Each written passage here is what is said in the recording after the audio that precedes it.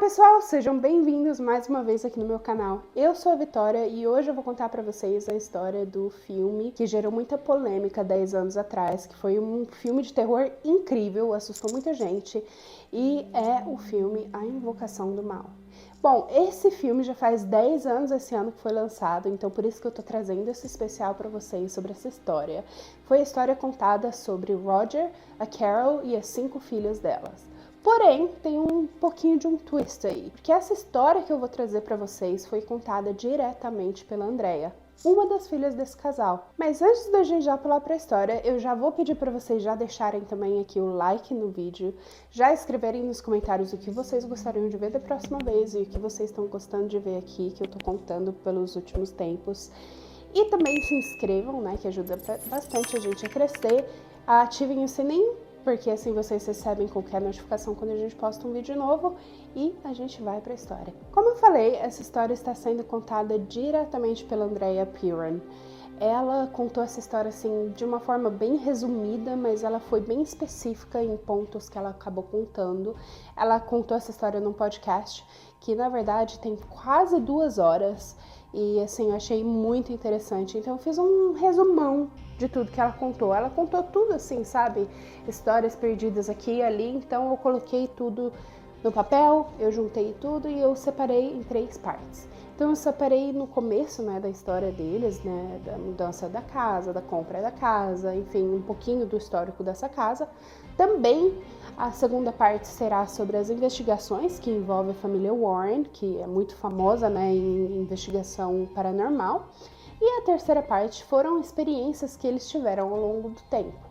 Então, assim, experiências boas com paranormal, experiências ruins e assim vai. Bom, um pouquinho da história sobre essa propriedade. Essa casa começou a ser construída na época de 1680 e ela só foi finalizada no ano de 1736. E ela é uma das últimas casas coloniais dos Estados Unidos, sim, que foram construídas. Essa casa, ela viu muitas guerras, ela viu muitas revoluções, foi 40 anos antes da independência dos Estados Unidos. Enfim, ela viu muita história. E ela foi construída pela família Richardson. Essa casa foi mantida dentro dessa família por muitas gerações, porém, naquela época, mulheres não poderiam ser donas de casa. Então chegou a um ponto onde essa casa não poderia ser mais passada de geração em geração em nome, porque a única pessoa que tinha o nome de Richardson era uma mulher. Então ela teve que ser repassada para o esposo dela, cujo o nome, na verdade, era Arnolds. Então essa casa foi mantida assim, né, em relação ao sangue, foi mantida, sim, de fato, na família Richardson, mas ela acabou trocando ali o nome por esse fato de que mulheres absolutamente não poderiam ser donas de casa naquela época.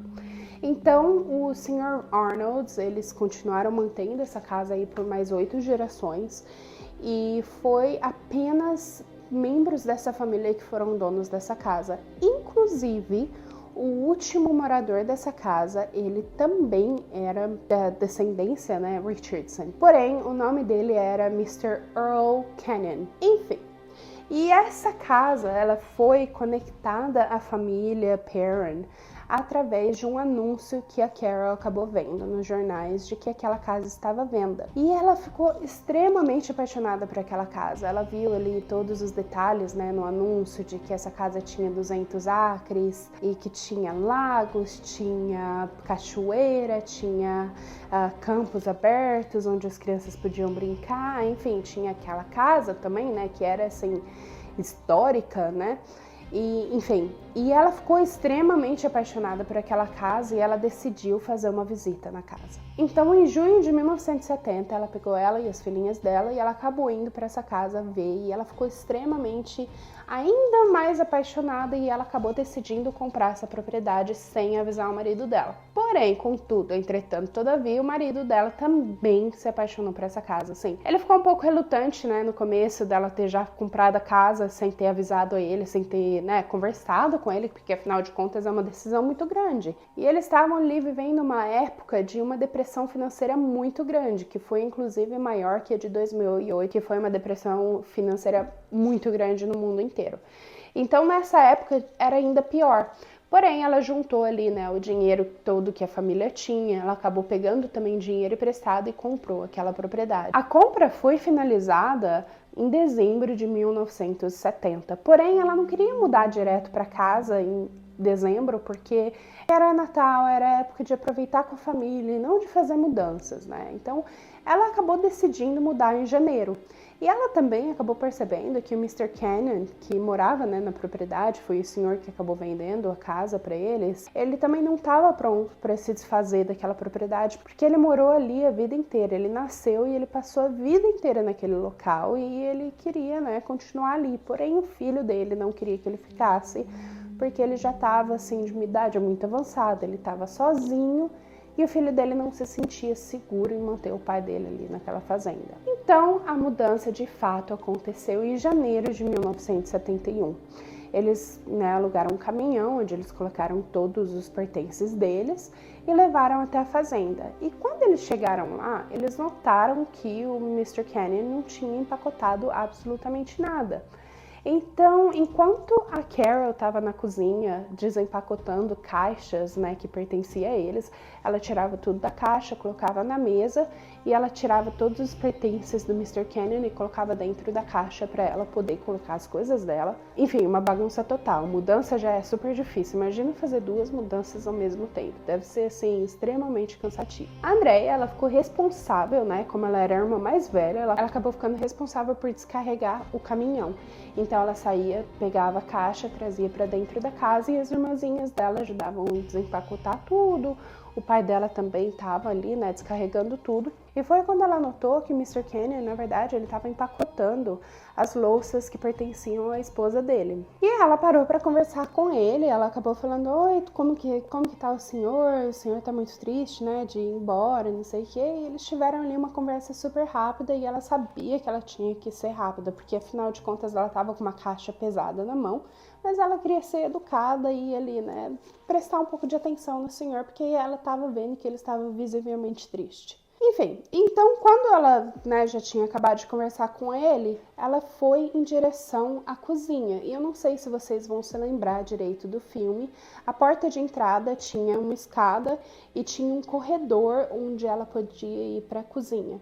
E nesse corredor, né, para a entrada assim da sala de estar, ela acabou vendo um homem vestido com umas roupas que ela disse que eram engraçadas, mas era um homem normal, tava ali de pé, só olhando, vendo o Mr.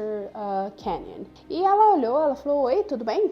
E ela disse que ela foi ignorada, mas isso na época não era surpresa, porque adultos não falavam com crianças nessa época. E quando ela foi pra cozinha, ela acabou perguntando pra mãe dela, falou: "Mãe, quem que é aquele homem que tá ali com o Mr. Cannon?" A mãe dela falou: "Não sei, o filho dele tá pra chegar a qualquer momento, ele vai vir buscar o pai dele, então às vezes é o filho dele, mas o filho dele falou que ia chegar daqui horas, não agora." Aí veio a irmã dela mais nova e falou: "Mãe, quem é aquele cara que tá ali com o Mr. Cannon?" E ela falou: "Gente, eu não sei, eu tô aqui, tô empacotando, eu não sei quem tá ali." E aí veio mais uma das filhas: "Quem é aquele?" Ela já ficou de saco cheio, já falou: "Gente, eu não sei." E aí veio a quarta filha, né? E falou: "Gente, vocês viram aquele homem?" Aí todas elas falaram: "Vimos." Aí ela falou assim: "Ele desapareceu na minha cara." Sumiu. E assim, foi a primeira experiência paranormal que eles todos tiveram e todos ficaram assim, não sei se necessariamente assustados, mas eles ficaram assim, pé atrás, sabe? Porque nada tinha acontecido em todas as visitas à propriedade que eles tiveram antes. Nada havia acontecido. Até essa aparição onde esse homem simplesmente desapareceu na frente dela.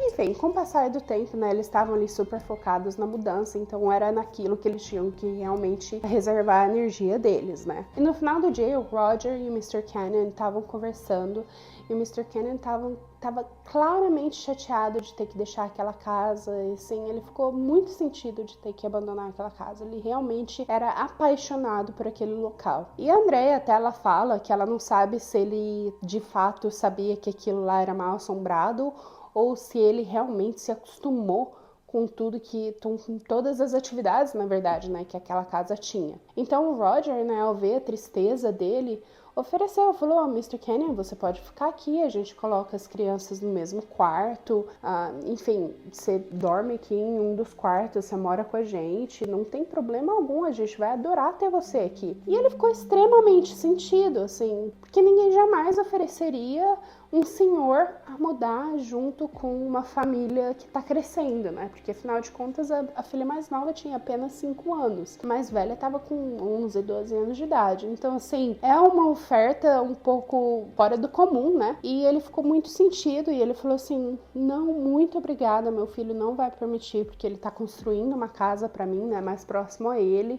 né? O Mr. Kenyon ia ter que morar com o filho, porque o filho não tava dando nenhuma outra opção pra ele. E no meio dessa conversa tava o Roger, né, que é o pai das meninas, o Mr. Kenyon e as 4 mais velhas sentadas próximo a eles. E do nada a aparição do homem de novo no canto do quarto onde eles estavam. As 4 apenas se olharam, todas, né, com um olhar e disseram: vocês estão vendo isso? E todas falaram: estou. E aquele homem só ficou ali olhando o Mr. Kenyon como se fosse uma proteção, assim, ele estava com um olhar muito protetor. E de fato, a Cindy, uma das filhas mais novas, ela chamava esse cara de Manny, porque eles não sabiam o nome, então ela deu esse apelido a ele, e eles sentiam que ele era um espírito muito protetor, tanto da família quanto do Mr. Kenyon. E quando, né, chegou o final da mudança, eles empacotaram um caminhão, né, junto com todas as coisas do Mr. Kenyon para levar para mudança, e o Mr. Kenyon só chamou o Roger de canto para falar: se você realmente ama sua família, nunca apague as luzes à noite. Deixa todas as luzes acesas.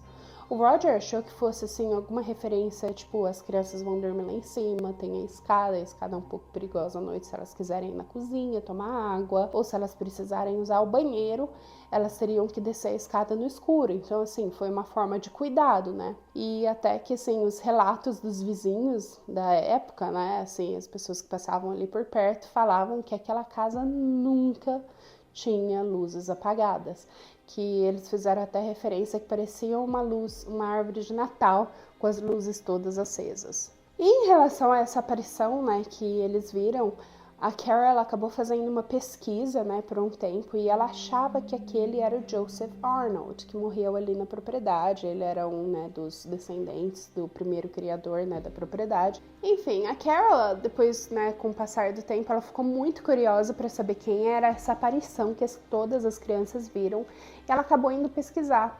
E ela viu que um Johnny Arnold, que batia, né, com a descrição que as meninas deram, acabou falecendo ali naquela propriedade. Ele teve úlcera no estômago, enfim, ele acabou falecendo disso, e ela achou que talvez fosse ele, né, a alma protetora que estava ali cuidando da família, cuidando da propriedade, cuidando dos moradores. Porém, numa investigação paranormal paralela a todas as investigações que eu vou comentar agora nesse vídeo, tanto as do Warrant quanto as da Andrea, um homem chamado Joseph, ele acabou vindo, né, no que eles chamam de Spirit Box, que eles usam ondas de rádio para poder interceptar qualquer palavra que saia.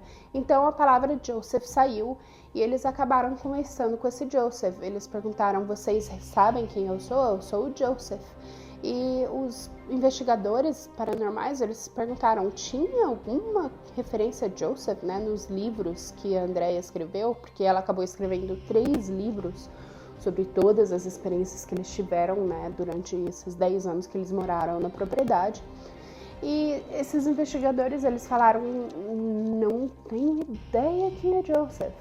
Até que esse espírito, ele falou assim: a Nancy costumava se referir a mim como Manny. E foi aí que caiu, né, a ficha deles, que de fato eles estavam conversando com essa alma protetora que era o Manny, que na verdade ele não era o Johnny Arnold, ele era Joseph. Não sabem exatamente quem era o Joseph, se ele era um dos ancestrais, se ele era soldado que acabou morrendo, né, em uma das guerras que aconteceu em volta daquela propriedade, ou seja lá o que for. Ninguém sabe até hoje quem é o Joseph. Eles só sabem que Joseph é o Manny, que é uma protetora que cuidava ali da família toda. Enfim, com o passar do tempo, as atividades foram piorando muito, assim, questões assim que os vizinhos escutavam, histórias ruins, tiveram casos, né, com vizinhos que eu não vou trazer aqui agora porque tem muita informação para trazer. Se eu trouxer, esse vídeo vai ficar 10 horas. Enfim, com o passar do tempo, muitas coisas foram acontecendo. Foram acontecendo tanto com os moradores quanto com os vizinhos que visitavam. Assim, foram muitas histórias mesmo, assim. Eu assisti vários podcasts onde que a Andrea contou histórias e, enfim, eu vou focar especificamente nesse podcast que eu vou colocar aqui na descrição. Então, se vocês querem assistir, já vão ali na descrição. Tá tudo em inglês, mas, assim, se vocês conseguirem colocar legenda, super vale a pena, é super interessante e, enfim, é realmente incrível de escutar a história dela. Então, se vocês forem assistir esse podcast, já me digam aqui o que vocês acharam desse podcast também. E isso nos leva à segunda parte da história, que seria a investigação paranormal com a família Warren. Na verdade, a história, como ela é mostrada no filme, é bem diferente da realidade. A Carol, ela não foi atrás de ninguém, ela não foi atrás de padre, ela não foi atrás de investigadores paranormais, ela realmente não queria e não entrou em contato com ninguém. E um dia o Keith e o Carl Johnson, eles bateram na porta da casa dela falando que eles eram investigadores paranormais que ela tinha chamado para casa. Mas ela sempre disse que ela não queria investigadores paranormais. Ela diz até hoje que ela nunca ligou para esses homens. Mas esses homens lembram distintamente de escutarem a voz dela pedindo ajuda e falando o que estava acontecendo naquela propriedade. E realmente o que a família Warren acha é que talvez, né, o espírito que estava assim com mais controle sobre o corpo dela, talvez tenha ligado para esses homens quando ela não estava consciente, vamos falar assim. Enfim, o Keith e o Carl, eles foram para essa casa e eles viram que de fato tinha muita atividade paranormal, assim, de forma extrema que eles nunca viram antes. Eles eram de Rhode Island College, eles eram de uma faculdade, um grupo de investigadores paranormais, mas no final das contas eles eram estudantes curiosos que estudavam em Rhode Island College, que era próximo a eles, inclusive. E Rhode Island é bem no norte, assim, dos Estados Unidos, realmente é uma área muito fria. E uma das reclamações de todo mundo que ia naquela casa era de quão fria aquela casa era. Voltando ao assunto de como os Warrens acabaram sabendo, né, da família Perron, e foi que esse Keith e o Carol, eles acabaram entrando em contato com a família Warren, falando, né, de todas as atividades que estavam acontecendo. Eles ligaram para os Warrens, para Lorraine e para o Ed, em agosto, porém a Lorraine achava que era muito importante eles irem para aquela casa antes do Halloween, assim, na véspera do Halloween, porque ela achou que o véu entre os mundos estaria mais fino, então ela poderia ter mais chances de ver atividades paranormais e mais chances de ter alguma coisa concreta de que realmente tinham muitas atividades paranormais naquela casa. E de fato, assim, o primeiro comentário, né, inclusive da Carol, quando ela escutou isso, saindo da boca da Lorraine, ela falou assim, meu Deus, deve ser Halloween aqui todo dia então. Porque realmente acontecia atividade paranormal para eles todo santo dia. Enfim, no meio da investigação deles, não foi nada como no filme, eles não ficaram na casa, eles não criaram uma amizade tremenda com a família, eles não estavam super amigos das crianças, e enfim, eles não tiveram esse relacionamento que nem foi colocado no filme. Porém, uma coisa é verdade. No filme foi colocado que a Lorraine, ela viu a Bathsheba e ela decidiu que a Bathsheba era o espírito do mal que estava tomando posse da Carol, que ia, né, possuir o corpo dela e tudo mais. Realmente, ali a Andrea falou que foi a primeira coisa que ela disse, que tinha um espírito muito mal dentro daquela casa e ela colocou toda essa culpa na Bathsheba. Mas a Andrea e a família inteira, eles não acreditam que a Bathsheba tenha sido de fato a mulher que realmente era o mal, que estava, né, possuindo a Carol. o que eles achavam, né, que historicamente falando, né, eles foram pesquisar, a Bathsheba, ela era uma moradora da comunidade, mas ela nunca morou naquela casa. Ela tinha perdido todos os filhos dela antes dos 7 anos de idade por doenças, enfim, ela tinha uma vida muito precária, né, então ela acabou perdendo todos os filhos dela antes dos 7 anos de idade. Ela também estava cuidando de um bebê ali da comunidade dela, e esse bebê acabou morrendo com uma agulha de crochê que foi colocada na cabecinha dele.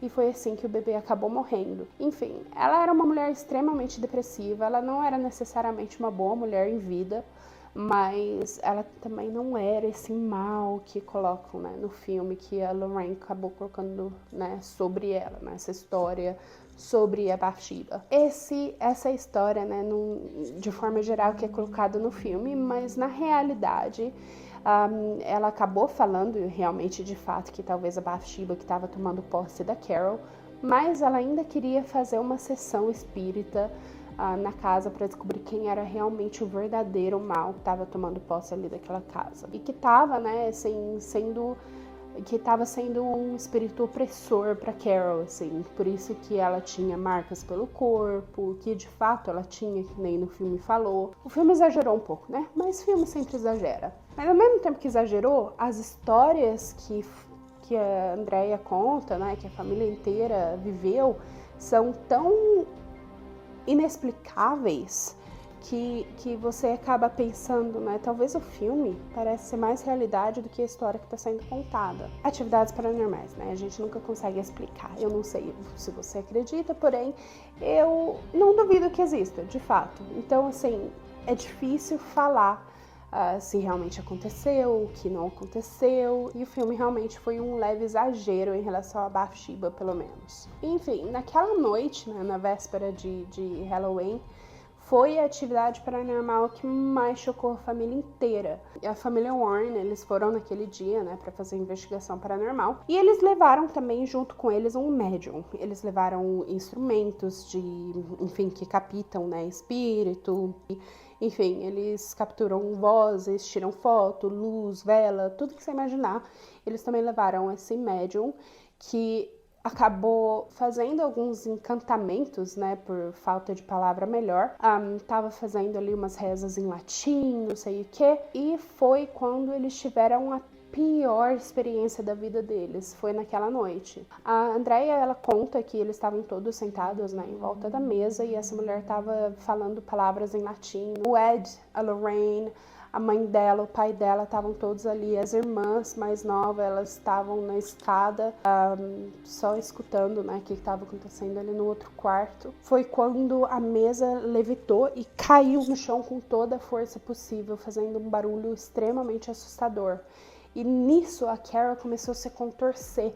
E a Andrea, ela fala que ela se contorceu de uma forma, o corpo dela virou uma bola, que a única coisa que ela esperava escutar saindo do corpo da mãe dela, além dos gritos, né, que ela estava obviamente gritando de dor, eram ossos quebrando. Ela não escutou os ossos quebrando, mas ela disse que nunca na vida dela viu um corpo humano se contorcer da forma que o corpo da mãe dela se contorceu. E ela simplesmente jogou a cabeça para trás quando a cadeira começou a levitar, e ela foi jogada em questão de 1 segundo a mais de 6, 7 metros de distância.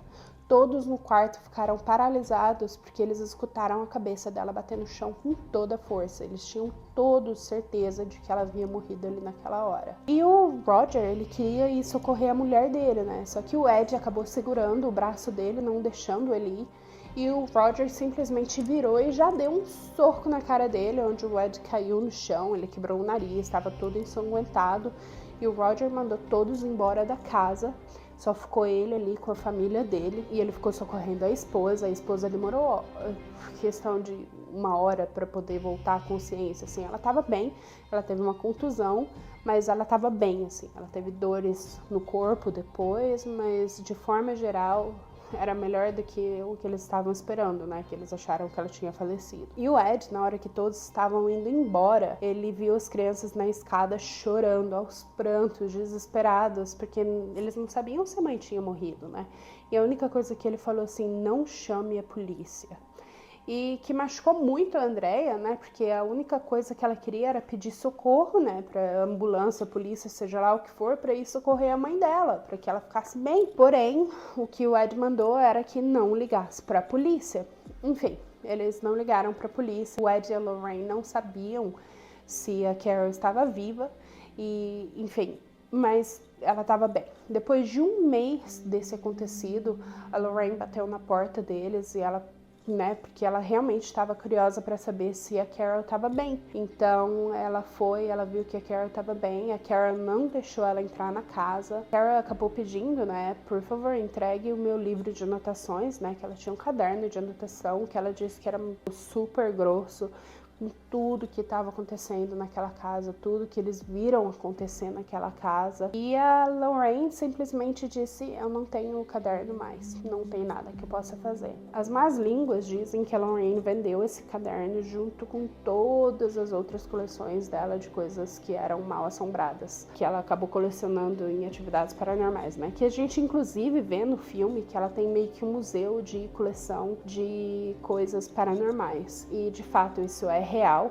ela realmente tinha todas essas coleções e existe até um museu até hoje dessas coleções. Porém, esse caderno nunca mais foi visto e, enfim, tá perdido pro resto da vida, né? Enfim, a Andrea diz que os espíritos que habitavam aquela casa antes, né, desse incidente acontecer, diz que os espíritos ficaram extremamente amedrontados com seja lá o que for que esse médium trouxe para dentro da casa. Eles de fato não acreditam que aquilo habitava a casa, esse mal habitava a casa, porque realmente tinha um poder muito grande, uma força que todos sentiram, assim, um mal tremendo, um medo assustadoramente tremendo. E, enfim, ela disse que aquilo veio junto com esse médium, ou com a família Warren, mas que aquilo não habitava aquela casa. Enfim, isso nos traz a última parte, que são as atividades paranormais que aconteceram no decorrer, né, desses 10 anos que ela acabou morando na casa,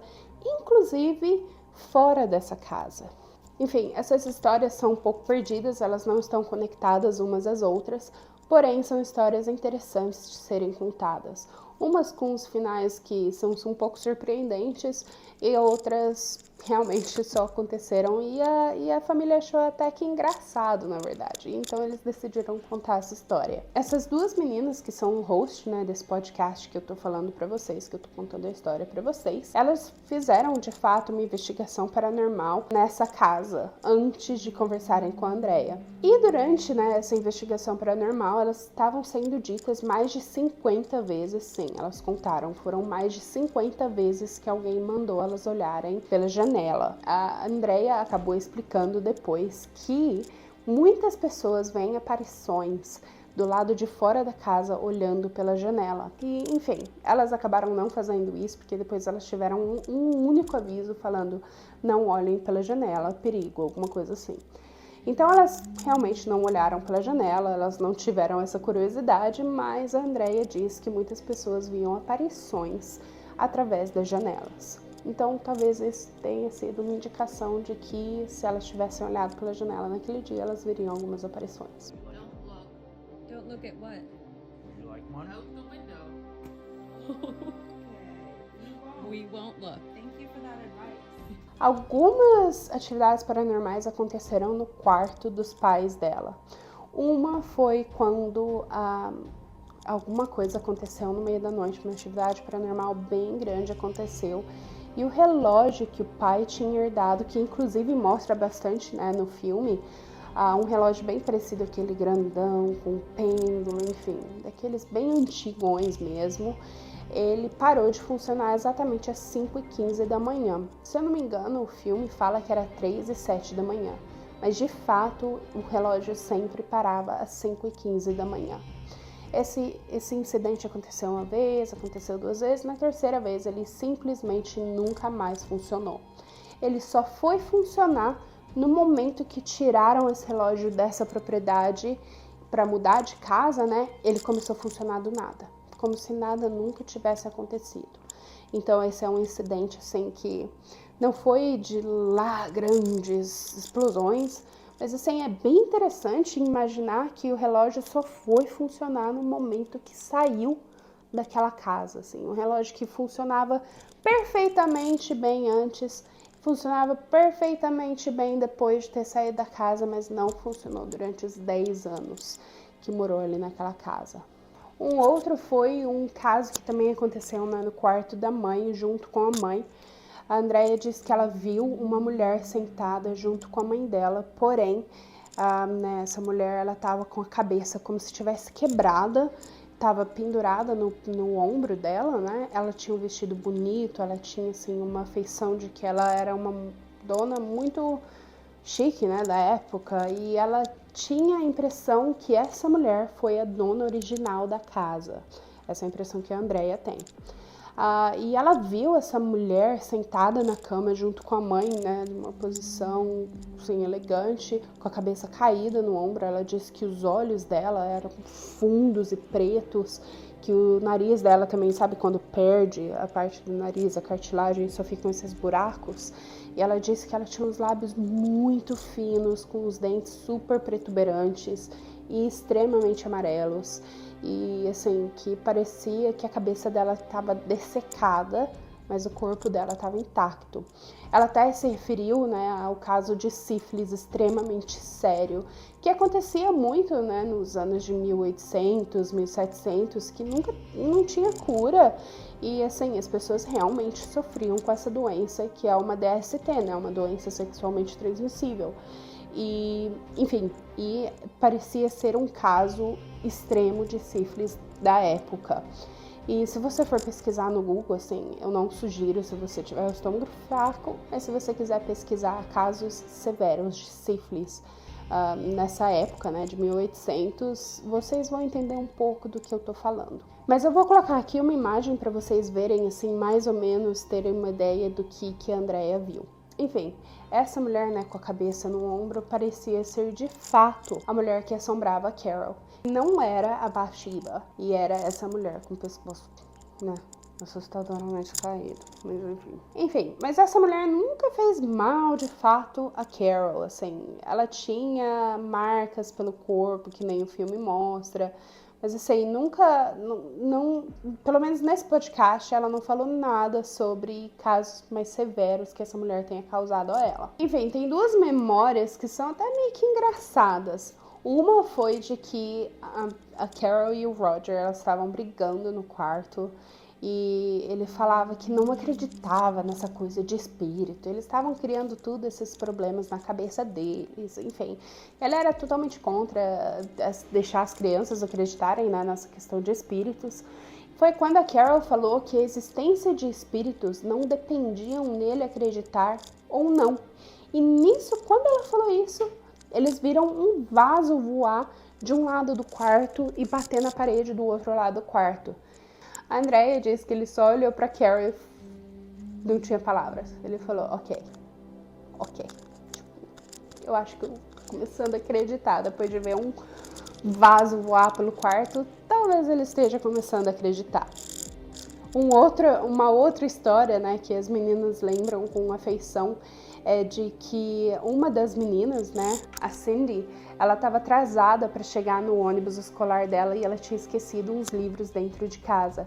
Então ela correu para dentro de casa, o que eu acredito, né, que deu a entender ali que ela estava com o sapato sujo e deixou um rastro de bagunça por onde ela passava. E ela pegou os livros e ela saiu na porta da frente da casa. Enfim, ela atravessou, né? Porque ela entrou na porta de trás e saiu na porta da frente. E ela disse que quando ela olhou para trás, ela viu um espírito que eles viram várias vezes, que era uma mulher fissurada em limpeza. E que ela tava olhando pra Cindy, assim, com uma cara de brava. Tipo, pô, não dá pra tirar o sapato quando eu entro em casa? Assim, foi meio que a sensação que deu, né? Pelo jeito que a Andrea estava contando. E ela disse que ela só olhou, ok, eu tô atrasada para a escola, você quer ser a dona da limpeza? Limpa a casa à vontade. Pronto, vai, limpa. E aí ela pegou as coisas e foi embora para a escola dela. E essa é uma memória que elas lembram com afeição, elas lembram rindo, e enfim, que é uma boa memória né, desse tempo, que muitas coisas aconteceram, foram de fato difíceis, mas nem tudo foi ruim. A Andrea também acabou mencionando que uma das meninas acabou entrando dentro de casa e ela foi tão rápido que ela viu uma fumaça meio azulada e ela passou por essa fumaça e ela teve uma sensação, tipo, super estranha que ela passou no meio de uma aparição, assim, sabe? Ela também mencionou um caso, né, de que ela acredita que aquela casa seja de multidimensões, que ela e umas duas irmãs dela estavam de pé ali na entrada da sala de jantar e elas viram 2 homens sentados na mesa com crianças correndo em volta. E esses homens, eles olharam para elas como se elas fossem um fantasma. E a sensação que ela mencionou várias vezes, inclusive no decorrer desse podcast, de que essa casa era multidimensional. Então tinham várias épocas acontecendo ao mesmo tempo. Isso vai para quem acredita ou quem não acredita, né? Eu sei que esse é um nível um pouquinho a mais da espiritualidade que muitas pessoas talvez não acreditem. E, inclusive, né, num dos casos de que o pai não acreditava tanto assim, né, na questão paranormal das coisas, ele começou a acreditar depois do vaso voar e também ele começou a acreditar quando nada na casa funcionava, quando ele chegava em casa. Então a água quente não funcionava, a energia não funcionava, o aquecimento não funcionava. E para isso, para ele corrigir, né, todos esses problemas que estavam acontecendo só quando ele estava em casa, entre parênteses aqui, quando ele não estava em casa, tudo funcionava perfeitamente, nada, mas absolutamente nada quebrava, além do relógio. Então, toda vez que ele estava em casa, ele tinha que descer no porão para arrumar alguma coisa. E toda vez que ele descia, ele sentia uma mão passando nas costas dele, no ombro, como se fosse um carinho super assustador. E, enfim, e nisso a gente vai para a última história mais impactante, né? Que a Andrea falou que foi a história mais impactante da vida dela. Enfim, uma das histórias mais impactantes que a Andrea se lembra foi de quando ela se mudou daquela casa, ela foi para a faculdade e ela estava muito depressiva, ela estava com muita saudade da família dela, ela estava com muita saudade da casa dela, enfim, ela não estava se dando bem com a faculdade. E era aniversário dela, né? Tava chegando de 18 anos e ela pediu para ir para casa junto com o pai. Então o pai passou na cidade, né, que ela estava. O pai, ele viajava muito a trabalho. No livro mostra que ele era caminhoneiro, mas na realidade ele era vendedor de joias. Então ele viajava do sul dos Estados Unidos, que nem Flórida. Ele ia até para Boston, para Seattle, que é um lado dos Estados Unidos. Ele também ia para Quebec, que é no Canadá, enfim. E ele passou naquela cidade e buscou ela, e no avião ela acabou comendo, né? Naquela época ela disse que eles faziam comida de verdade dentro do avião, e ela acabou comendo, ela estava super bem. Quando ela chegou em casa, ela subiu, ela deixou as coisas dela na cama dela, e ela sentiu um frio absurdo, e foi quando ela se tocou, na verdade, que um frio sobrenatural é muito diferente do que um frio só frio. Frio sobrenatural, ela disse que parecia gelo nos ossos dela. Então ela estava sentindo esse frio absurdo. A mãe dela achou que era porque ela não estava comendo, né? Ela não comeu o dia inteiro, estava viajando, porém ela tinha comido no avião. Então realmente não era questão de fome, era só a questão sobrenatural, né? O corpo dela ajustando a tudo. E quando ela desceu das escadas, ela disse que ela estava com muito frio. E do nada, o lado direito do corpo dela ficou como se ela tivesse gelo passando pelo corpo todo. E ela estava olhando para o pai dela, porque ele estava comendo na hora que ela desceu as escadas. E o pai dela só olhou para o lado direito dela e deixou o garfo dele cair no chão. E ele olhou para ela e ele falou: alguém está feliz que você voltou para casa. E ela olhou para o lado direito dela. Ela disse que ela viu um reflexo dela mesma, como se fosse ela com 60 anos de idade. E ela olhou, disse que estava com o cabelo preso, sem coque, muito elegante, roupa muito elegante, como se fosse da época de 1800, e era exatamente o mesmo reflexo dela hoje em dia. Ela falou, né, ela já está com mais de 60 anos, ela falou que quando eu me olho no espelho hoje, essa é a mesma memória que eu tenho da mulher que eu vi aquele dia. Enfim, ela disse que ela estava olhando e do nada essa figura desapareceu. A família só viu o corpo, né? Só viu, assim, o formato do corpo e não viram o rosto dela. Ela disse que contou para a mãe dela só depois de 4 anos, quando eles venderam a fazenda e se mudaram dessa fazenda, do que ela viu essa noite. E a mãe dela, o comentário foi: eu sempre soube que você estava conectada à compra dessa fazenda. Outra história muito interessante, eu sei, estou contando várias histórias aqui, mas são histórias muito interessantes, pelo menos ao meu ver. foi de que uma das irmãs dela mais nova, um dia ela estava dormindo e ela disse que ela acordou com o quarto dela repleto de espíritos, todos falando: tem 7 soldados mortos na parede. Tem 7 soldados mortos na parede. Todos repetindo a mesma coisa. Tem 7 soldados mortos na parede. Com o passar do tempo, nesses últimos, vamos dizer, nos últimos 3, 5 anos, foram encontrados 5 corpos nas paredes que ela se referia naquela noite. Eles pararam a investigação porque eles não queriam encontrar mais, enfim, ou não valeria a pena destruir a propriedade para poder procurar por mais corpos. Mas eles encontraram até hoje um total de 5 homens enterrados naquelas paredes e que dá a entender que eram soldados. Então ali, de fato, aquela noite, né, a experiência dela, que ela falava sobre antes de encontrarem esses corpos, realmente, de fato, aconteceram, porque realmente tinham corpos nas paredes. Enfim, essa história que está por trás desse filme. Há muitos investigadores paranormais, até hoje eles investigam essa propriedade, né? Porque está aberta até hoje, ela existe até hoje. As pessoas têm acesso a isso. Se quiserem fazer investigação paranormal por lá, podem fazer também. Muita gente diz que os espíritos nessa casa se referem muito à família, né?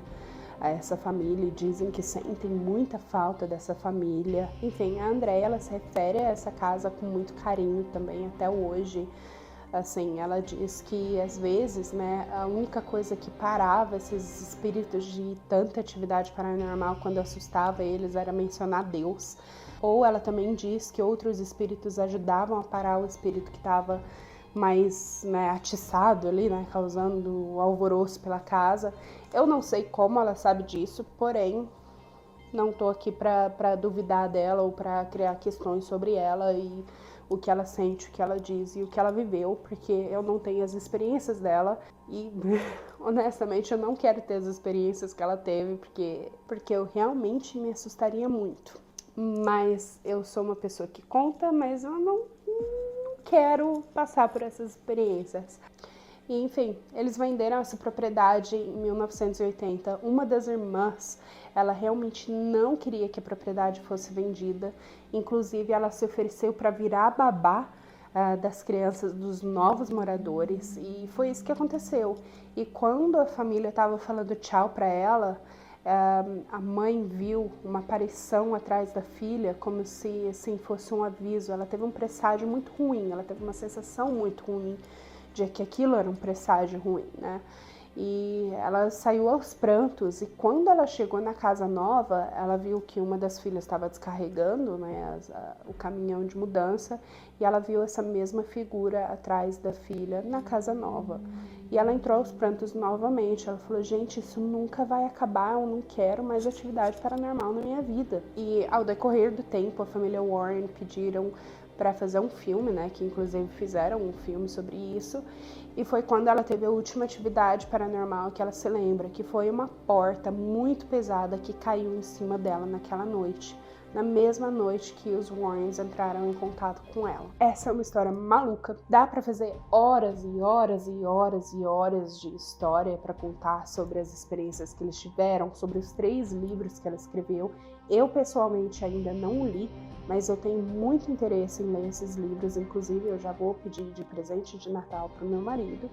É uma história muito macabra, essa história se tornou um filme, e realmente, assim, um dos filmes mais assustadores da nossa geração, eu acho, pelo menos. E, assim, é uma história incrível. Não tem como negar que realmente deve existir algum plano superior ao nosso que a gente não saiba, mas isso é a experiência de cada um, né? A minha experiência não é a mesma que a sua, e enfim, tá tudo bem.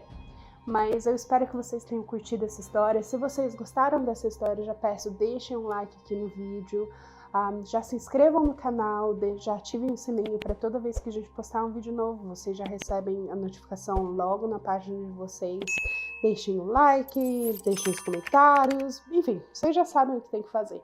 Eu já agradeço a presença de vocês, se vocês ficaram até o final, e até o próximo vídeo. Me digam aqui o que vocês querem ver da próxima vez, tá bom? Tchau!